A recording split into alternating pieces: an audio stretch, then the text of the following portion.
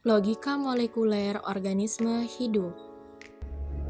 Assalamualaikum warahmatullahi wabarakatuh. Perkenalkan kami dari kelompok 4A Indralaya yang beranggotakan saya Filmalia Herliani, Saya Mirani Putri Suryamsi. Saya Fadila Saradija. Di sini kami akan membahas materi mengenai logika molekuler organisme hidup.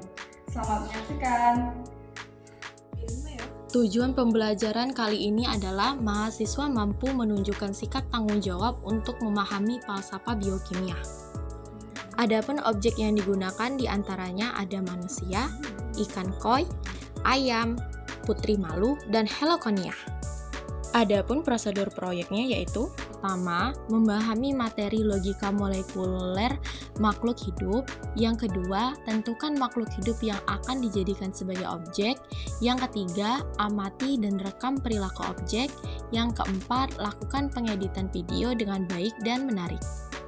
Berikut bahasan yang dapat dibahas pada logika molekuler organisme hidup.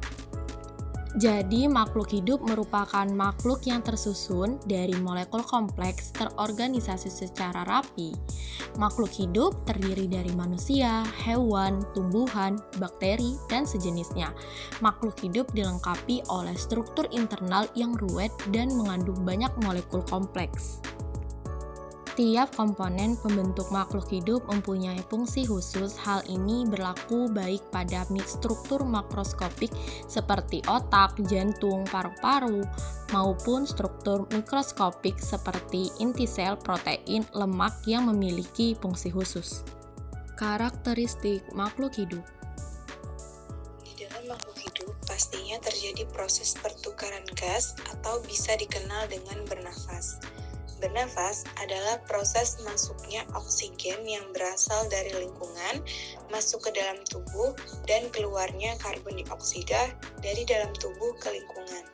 Pada dasarnya, oksigen ini menjadi hal yang penting dalam makhluk hidup untuk melakukan aktivitas. Makhluk hidup juga biasanya akan mengalami perubahan posisi dari suatu tempat ke tempat lainnya dengan melakukan sebuah gerakan untuk dapat berpindah tempat. Meskipun makhluk hidup memiliki kecepatan yang berbeda-beda dalam bergerak, tetapi makhluk hidup pastinya akan bergerak. Sebagai contoh, manusia bergerak dengan kaki. Setiap makhluk hidup memerlukan makanan sebagai nutrisi dan energinya untuk melakukan aktivitasnya. Makanan adalah suatu bahan yang dikonsumsi oleh makhluk hidup untuk mendapatkan nutrisi dan energi sehingga terpenuhinya kebutuhan tubuh. Upaya yang dapat dilakukan oleh makhluk hidup untuk dapat memperbanyak keturunannya dan mempertahankan jenisnya biasanya dikenal dengan berkembang biak atau reproduksi, dan tidak semua makhluk hidup memiliki cara berkembang biak yang sama. Sebagai contohnya, ada makhluk hidup yang berkembang biak secara vivipar, ovovivipar, dan vivipar. Makhluk hidup juga selalu peka terhadap rangsangan yang terjadi di sekitarnya seperti pada video. Manusia akan memberikan respon saat tertusuk jarum, dan pada tumbuhan putri malu saat diberikan sentuhan maka daunnya akan menutup.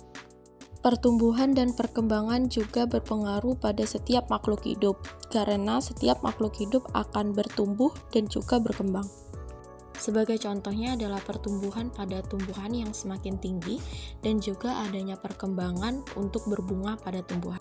Setiap makhluk hidup akan memproses makanan yang mereka konsumsi. Biasanya makanan yang masuk akan dikelola oleh tubuh yang biasanya dikenal dengan proses metabolisme, dan sisa dari proses metabolisme ini dapat dikeluarkan melalui proses ekskresi dan defekasi. Adapun kesimpulannya yaitu makhluk hidup memiliki sejumlah ciri khas yang membedakannya dari benda mati. Salah satu ciri utamanya adalah bernapas, di mana semua makhluk hidup membutuhkan oksigen untuk menjalankan proses metabolisme dan mengeluarkan karbon dioksida sebagai hasil samping. Selain itu, makhluk hidup juga memerlukan makanan atau nutrisi untuk memperoleh energi dan membangun sel-sel pada tubuh. Gerakan juga menjadi ciri penting baik gerakan seluruh tubuh maupun bagian tubuh tertentu, karena makhluk hidup mengalami pertumbuhan dan perkembangan dari fase kecil hingga dewasa. Mereka juga mampu berkembang biak untuk mempertahankan jenisnya. Selain itu, makhluk hidup peka terhadap rangsangan dan dapat merespon perubahan di lingkungan sekitarnya. Hasil dari proses metabolisme ini akan dikeluarkan dalam bentuk zat sisa.